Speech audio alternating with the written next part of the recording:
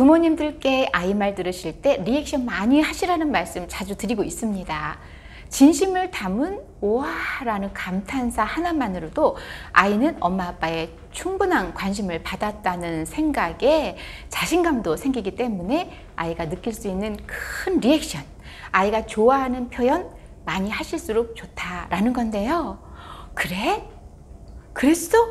와, 그랬구나. 그래서 어떻게 됐어? 자신이 말할 때 엄마 아빠가 이런 반응을 보이며 재미있게 들어준다면 아이는 더 말을 하고 싶고 자신의 본 마음도 보여주겠죠. 이런 이야기는 그동안 오디오 클립 버럭엄마나 영상을 통해서 많이 전해드렸습니다. 그런데 요즘 리액션에 대해서 새롭게 느낀 게 있습니다. 아이 말에 대한 부모님의 반응에 따라 오히려 무반응보다 더 안 좋은 반응도 있다는 거, 이걸 깨달았거든요. 리액션도 리액션 나름인 거죠. 아이가 말할 때 어떤 말과 표정으로 반응을 보이는지 리액션에도 품격이 있어요. 아이가 이야기를 하는데 중간에 그래서 무슨 얘기 하고 싶은 건데 하거나 쓸데없이 왜 이렇게 말이 많아, 요점은 이렇게 말한다면 이 반응으로 인해서 마음의 상처를 크게 받을 수도 있습니다. 무안하기도 하고요. 말이 긴 아이가 있어요. 말이 많은 아이도 있습니다.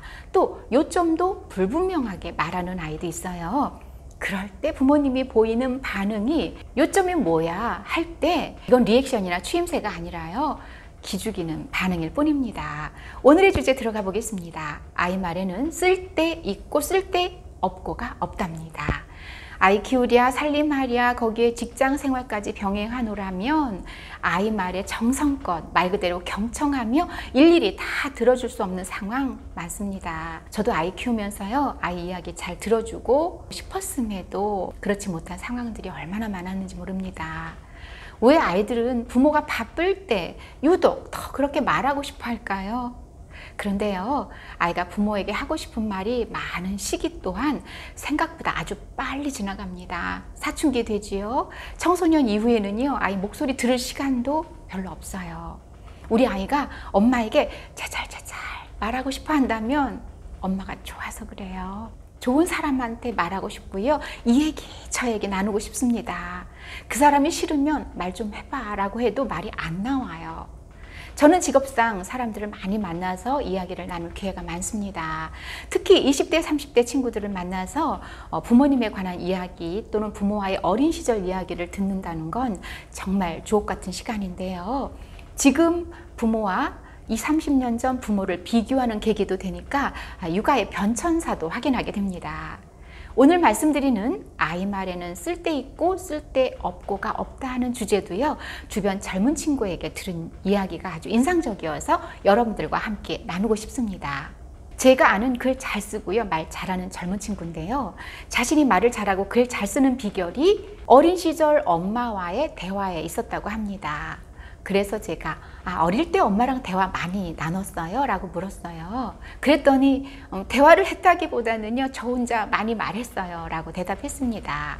그 친구 표현에 따르면요, 어린 시절에 엄마 옆에서 정말 자잘자잘 이야기를 참 많이 했었대요. 그날 있었던 일, 그 일 때문에 어떤 생각이 들었는지에 대해서 이야기를 한 건데, 그게 엄마랑 주거니 받거니 하는 대화는 아니었어도 자기 일과를 말로 표현하는 과정에서 언어 능력도 발달하고요, 또 표현력도 좋아졌다고 하면서 들어주는 게요, 참 쉽지 않았을 텐데 엄마가 들어주셨기 때문에 가능한 것 같아요 라고 했습니다. 그러면서 자신이 생각해도 어릴 때 너무 말이 많아서 엄마가 그 당시 참 힘들었을 것 같은데 아무리 기억을 해봐도 엄마는 빨리 말 좀 끝내 이런 표시를 안 내셨대요. 예를 들면 엄마 바쁘니까 이따가 얘기하자 라든가 아유 오늘도 쓸데없이 왜 이렇게 얘기가 많아 라는 얘기를 안 하셨다는 거죠. 말하는 동안 엄마는 다 들어줬다는 겁니다. 어떤 때는 집안일을 하시면서 들어주셨는데 그랬구나, 그런 일이 있었어, 뭐 요 정도로 했었는데도 서운하거나 그런 게 아니라 우리 엄마는 참 내 얘기 재밌게 들어주는구나 이런 생각이 들었대요. 이 말을 하면서 우리 엄마 진짜 고마운 분이시네요. 지금 옛날 생각하니까 정말 대단하셨다는 생각이 더 많이 듭니다. 아이가 수다를 떨면 한 번이라도 그만 좀 해라. 왜 이렇게 말이 많냐? 아이고 시끄러워 하실 만도 한데 한 번도 그러신 적이 없으셨거든요 라고 말하면서요, 엄마에 대해서 무척 자랑스러워하는 모습, 또 이렇게 자부심이 가득한 표정을 봤습니다. 부모에게 존중을 받으면 자존감이 올라간다는 말, 이걸로 충분히 입증이 됐지요. 얘기 들으면서요, 저는 또 깨닫고 또 반성을 했습니다. 저리 가 있어. 엄마 일하는 거 안 보여? 이따 들을게. 이렇게 말하기 쉽잖아요. 저만 그랬나요?